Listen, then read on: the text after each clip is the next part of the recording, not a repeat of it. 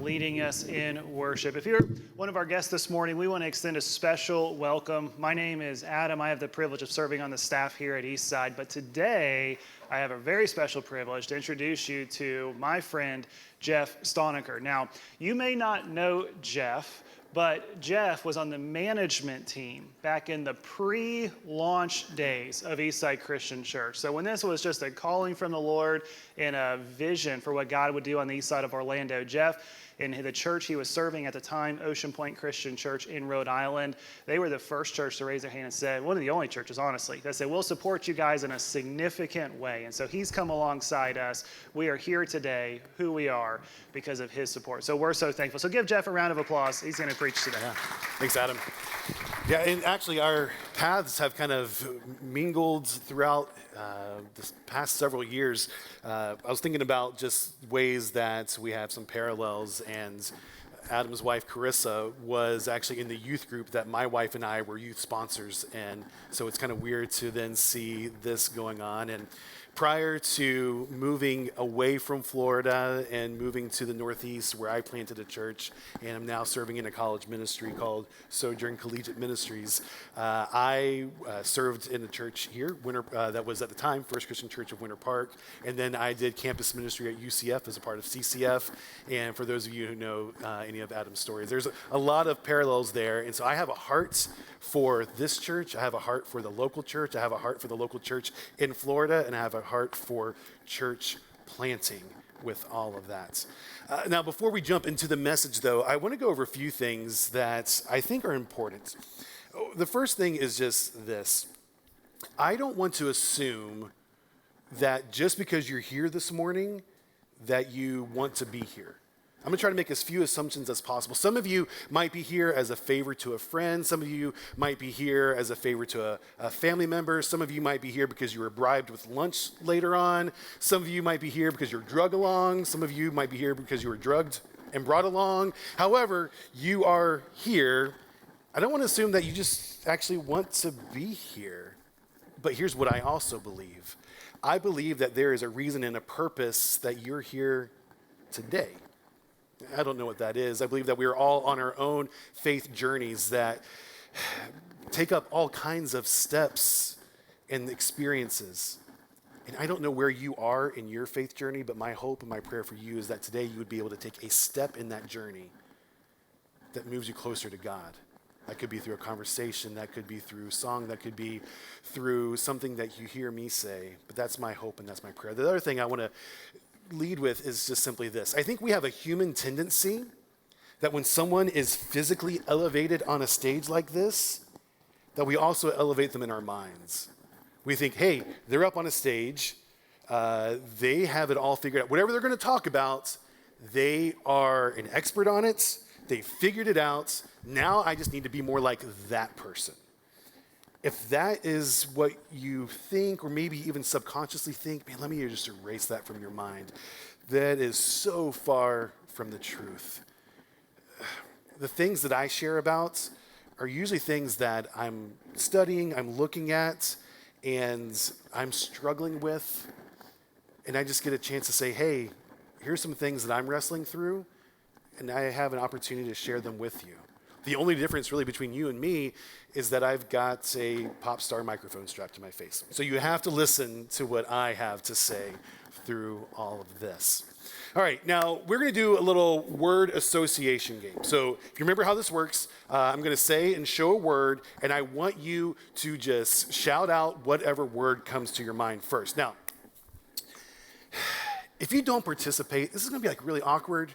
I don't want awkwardness. I don't want to just like throw a word up there and it's just, or like Adam feels bad, so he's back there, the only one yelling like for that. So we're all going to participate. I know there's some of you, I know, because I am one of you, that you're like, I'm not doing it. I don't raise my hand when they say raise your hand if you know something. I don't yell out. Today, though, I'm a guest, right? Please, make me feel good.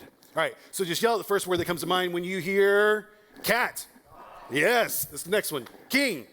Ooh, all right. Chevy. Let me pause for a second. I should have led with this also. For some of these, there are correct answers and there are some wrong answers. Okay, next one. Lawnmower. Ooh, all right. Next one. Swift. Ooh, all right.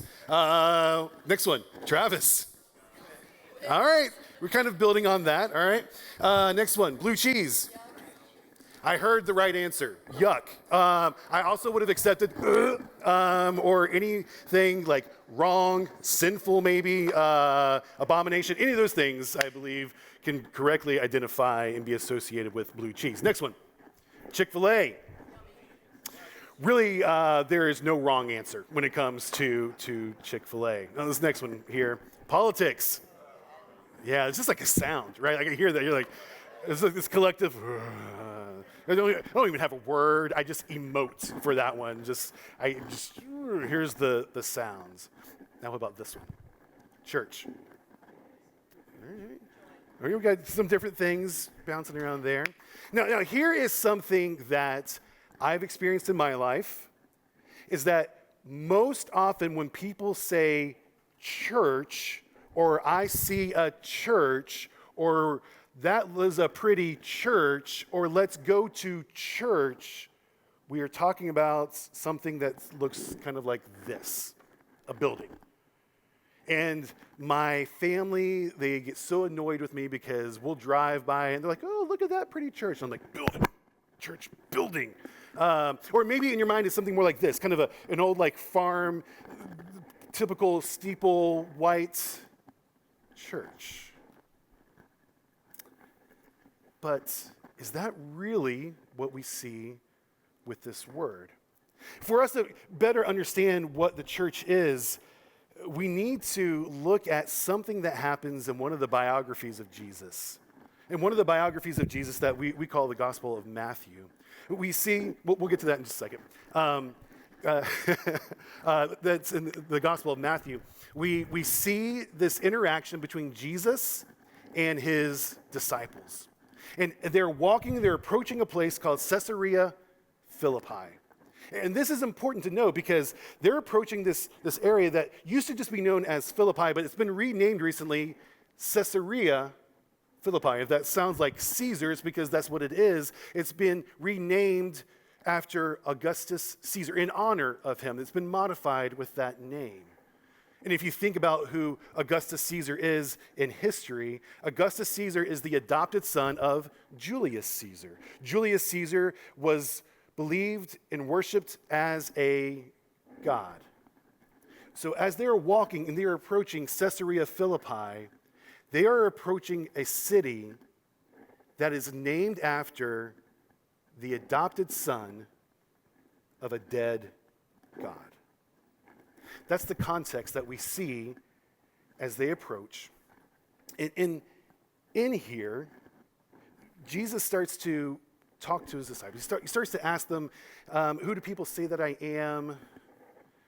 What do you think about that? Like, who do you think that I am?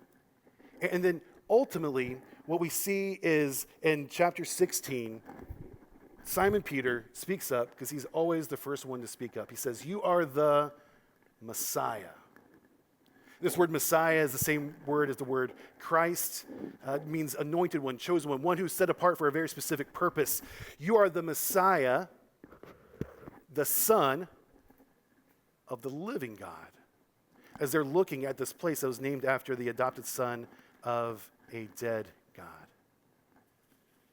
In response to this, in verse 17, Jesus replied, blessed are you, Simon, son of Jonah, for this was not revealed to you by flesh and blood. This wasn't just this natural thing, but by my Father in heaven. He continues, he says, and I tell you that you are Peter, and on this rock I will build my church. Now, depending on what faith kind of background that you've grown up with, this rock can mean some different things. Some people believe that the rock is actually Peter himself. I believe that the rock is what Peter confesses and says here. But we're going to put that aside because what I want us to focus on is when he says, I will build my church. What is that church? The verse continues and wraps up and just says, and the gates of Hades will not overcome it. You see, this word church that is used here is unfortunately it's a tragic mistranslation in our history. The word that was originally used here is this word here, ecclesia. And in ecclesia, it's not even a religious word. It just simply means it's a gathering, an assembly, it's a congregation. There can be an ecclesia for political gatherings, for military gatherings. It's an ecclesia of that. It wasn't just set aside for religious or for churches. But there was again, kind of this unfortunate mistranslation at one point where this word was translated as church based on a German word that really just means this. So you see the word church means house of the Lord. It's not a bad thing to have the house of the Lord. It's not this evil thing, but it's just unfortunately the wrong thing. And what we can do is we start to think that if I'm going to go to church, if I'm a part of a church, then it is this physical space. Now, one of the things that I think is beneficial to gathering as the ecclesia in a place like a school or the church that I was able to be a part of that I planted was in a movie theater, is that there are very few people who are like, yeah, I'm looking around here. This is a church. Yeah, I'm going to go, that church cafeteria. That's right. But I bet all of us at some point have unintentionally just referred to a building as the church, the house of the Lord. We need to pay attention to how we are acting when we are in the house of the Lord. But here's what I want you to see, and I want you to know, and I want you to understand. Jesus did not predict a place. He didn't go to Peter and say, and upon this rock, I will build my church building. Like we're going to set this here, and we're going to go and franchise, and we're going to have every building kind of look like this, and we're going to have these buildings all across the world. That is not what Jesus predicted. He did not predict a place. Jesus predicted a people, a group, a gathering. He predicted that there would be this movement of people that even the gates of Hades would not prevail against it. He predicted that there would be this movement of people that even though they did not have military might, they did not have political influence, they were able, within a few hundred years, to overthrow and topple the Roman Empire. Not because of buildings, not because of structures, but because of the gathering of those people, because of who Jesus predicted them to be. There's a parable that I came across that is something that really, it moved me as I saw this one time. And I'd like to share it with you. And give me just 1 second because it disappeared from me.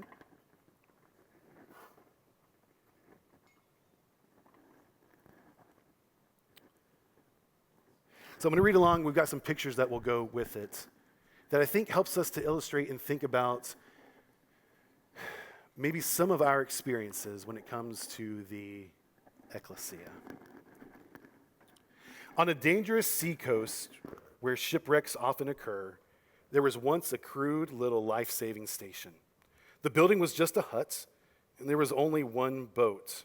But the few devoted members kept a constant watch over the sea, and with no thought for themselves, went out day and night, tirelessly searching for those who were lost. Many lives were saved by the tiny little station, and in time it became quite well known. Some of those who were saved and various others in the surrounding area wanted to become associated with the station, and so people gave of their time and money and effort to support this work. New boats were brought and new crews were trained. The little life-saving station grew, and more people were saved. Some of the new members of the life-saving station were unhappy that the building was so crude and poorly equipped. They felt that a more comfortable place should be provided. And so they replaced the emergency cots and beds and put better furniture in the expanding facility. Now the life-saving station became a popular gathering place for its members. And they redecorated it beautifully and furnished it comfortably. Fewer members were now interested in facing the dangers of the sea or going on life-saving missions. So they thought it best to hire a lifeboat crew to do this work for them.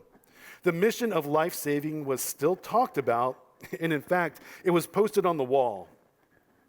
It was about this time a large ship wrecked off the coast, and the hired crews brought in boatloads of cold, wet, and half-drowned people.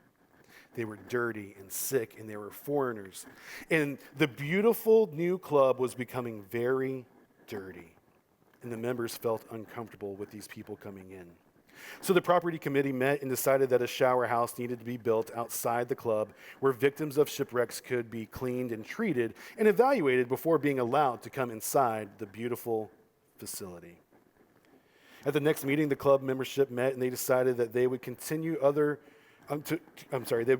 offer life-saving classes, but they would no longer be distracted by actual life-saving.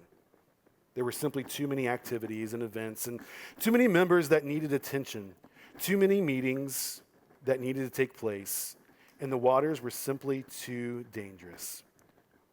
And so if you visit that seacoast today, you will find a beautiful and exclusive club along its shores. And the members of the club celebrate the history of the life-saving station. And new members, in fact, are still required to take life-saving classes. But they no longer concern themselves with actually saving lives. They no longer concern themselves with the shipwrecks that often take place in the dangerous waters just outside their door. The shipwrecks are common, but now most of the people drown. So I want to continue our word association game. What pops into your mind when you see this word? Christian. Something that I found interesting is that even amongst Jesus followers, we often define this word differently. Maybe you grew up in a faith tradition where there were the real Christians, and then there were the other ones, right? You're like, oh, do not associate me with those, whatever it was that you grew up with. You know, oh, don't associate me with the Methodists or the Baptists or the Presbyterians or the Catholics or any of those things. We're the real Christians. I live in New England now, and New England is very much a post-Christian culture. So when I talk to someone and I ask them this question, what is a Christian? I get a lot of interesting answers. I get a lot of answers that might actually shock you. But it's something that I see on quite a regular basis. One of the things that I usually hear is some form of this. If I meet someone who's not connected to the church, who doesn't have a faith with Jesus, who's not been a part of the ecclesia, and I say, what is a Christian? A common answer, or version of this answer is, well, Christians are judgmental, homophobic moralists who not only think that they're the only ones going to heaven, but they secretly relish in the fact that everyone else is going to hell.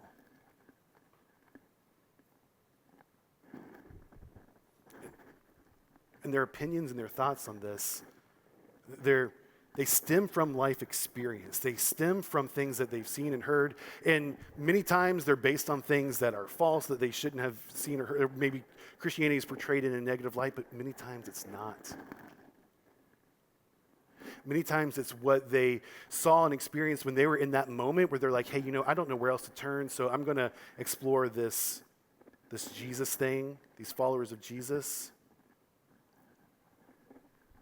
But they were too dirty, too messy, and they were left in that bathhouse outside and not allowed to be brought inside. See,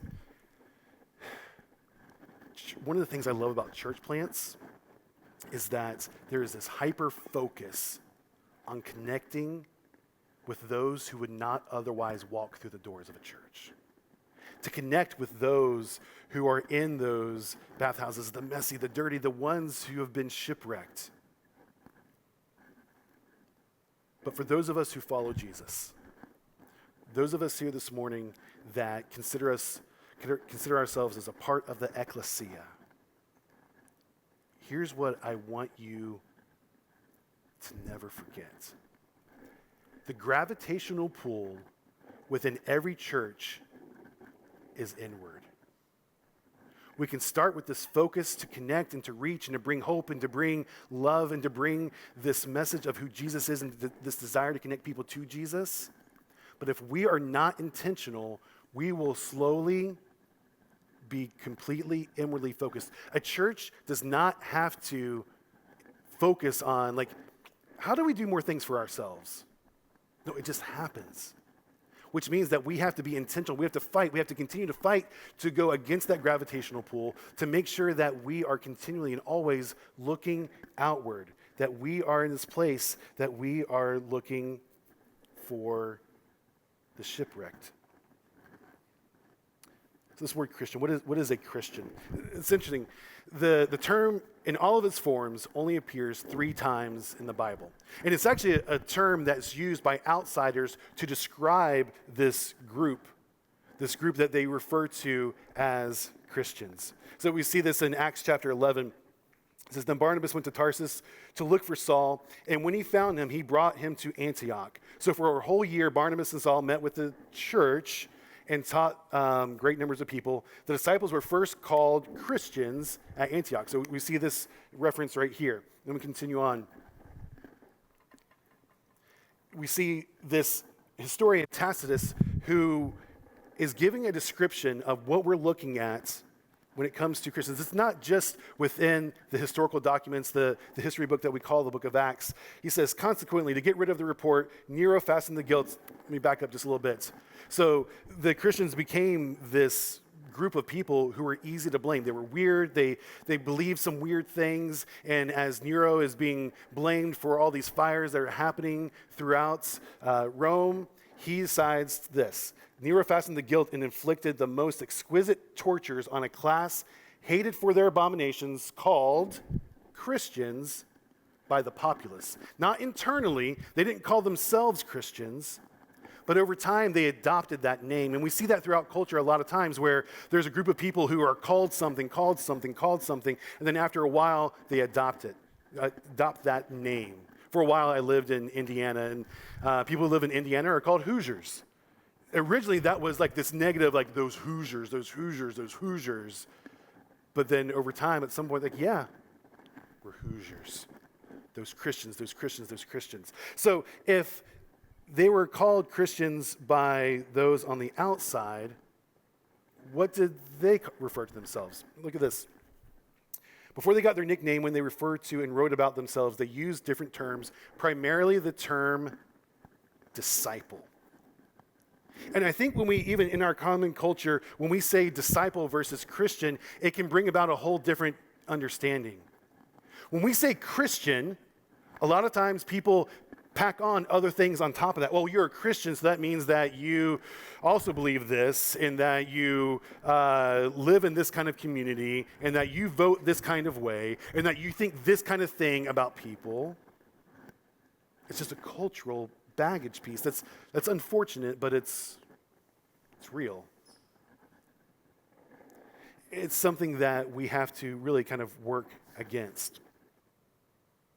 And so when we look again at this phraseology in Acts chapter 11, it says that the disciples were called Christians first at Antioch. So it's this internal language of disciple versus being called a Christian. Then we continue on. We see this again in Acts chapter 6. So the word of God spread. The number of disciples in Jerusalem increased rapidly. Acts chapter 9, when he, who's Paul, came to Jerusalem, he tried to join the disciples, but they were all afraid of him, not believing that he really was a disciple. Continuing on 36. In Joppa, there was a disciple named Tabitha. She was always doing good and helping the poor. So if I were to ask you a question today, and if I were to ask you, are you a Christian? Those of us who say that we are Jesus followers, if I were to ask you, are you a Christian? I think it's pretty easy for us to say, yeah, I am. But if I were to ask you this question, are you a disciple? For some of us, we'd be like, whoa, okay, now we're getting weird, right? Like, yeah, I'm a Christian. I'm like, disciple. What does that mean? What does that look like? It costs more to be a disciple than it does to simply say that we are Christians. There's more that we have to put on the line. There's more that we have to sacrifice. And so this morning, the real question for each of us to ask is not, are we Christians, but are we disciples? I have a prop that I want to share with you. Just a second. But you didn't expect this. Let me tell you, traveling with this in my suitcase from Rhode Island was very tricky. So I've got a 8-foot fluorescent light bulb here, and I have it here because there's a story of this man who worked in Manhattan, and his story is so fascinating. He worked in an office building in Manhattan, and over his desk, the fluorescent bulb started to flicker. And if you've ever been in an office space or in a classroom where there's a fluorescent bulb that's flickering, you understand the torture and the agony and the some level of hell that it puts you on, because it's just there creating headaches and migraines and all the things. So he goes to the maintenance department and he files a claim, hey, can you guys come and replace this? They receive the ticket and they're like, hey, we can, but we've got several tickets ahead of yours. We won't be able to get to it until next week. So he goes back to his desk and he's sitting there. He's like, I can't take this. He's like, okay, at the very least, I just got to take it out because I can't do this. So he gets up on his chair, reaches up, undoes the light bulb, and then he's like, okay, well, let's go put it in the closet for now. I don't know what to do with it.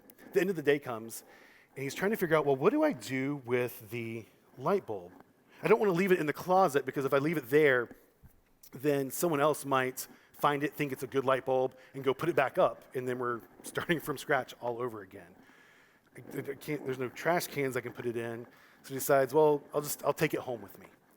So he leaves his office building in Manhattan and starts to walk to the subway, which you can imagine, like, that's just got to be a sight in and of itself, just seeing someone just, He goes down to the subway, and he gets on the subway that's taking him back to where he lives.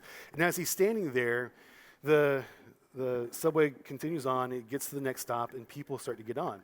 And the most interesting thing happens. As he's standing there waiting, a person gets on, walks over, stands next to him, and grabs the light bulb. He looks, he's trying to figure out, the person thinks it's a pole inside the subway car. And so he doesn't know what to do. Let's say he's just kind of standing there. And then as they get to the next stop, more people get on, and more people start to grab onto the light bulb. At this point, he's just laughing to himself. This is hilarious. And as they continue stop to stop, some people let go, get off, some people get on, grab onto it, and he's just thinking, this is going to be the best story ever. I can't wait to tell people this. But then he's faced with an issue, because he's approaching his stop. He's thinking, like, what do I do? And I love what he did. He gets to his stop, and he just leaves the light bulb with them. He was asked later on, he's like, well, so why did you leave the light bulb? He said, I figured eventually they would realize that the thing that they thought was holding them up was never holding them up at all. See, I think that so often is us. That we find ourselves in this place where we think that we are holding on to Jesus, but what we're really holding on is to maybe tradition. Maybe what we're holding on to is image. Maybe what we're holding on to is a title, is a promotion, is this life, is this comfort. And my fear is that at some point, that thing that we think we're holding on to, that we think is Jesus and it's really not, will come crumbling down. And so my hope and my prayer is that we would evaluate and make sure that the thing we're holding on to can actually hold us up. Pray with me. God, I thank you so much for your Son. I thank you for your mercy and your love for us, that you offered your Son to us before we could ever do anything to earn it, to deserve it. And God, I thank you for what you have given us as a gift, that is the ecclesia, the gathering, the assembly of those who believe that your Son died and rose again. God, move us to be people who are not just simply by name Christians, but are disciples, devoted followers of you. We pray this in Jesus' name.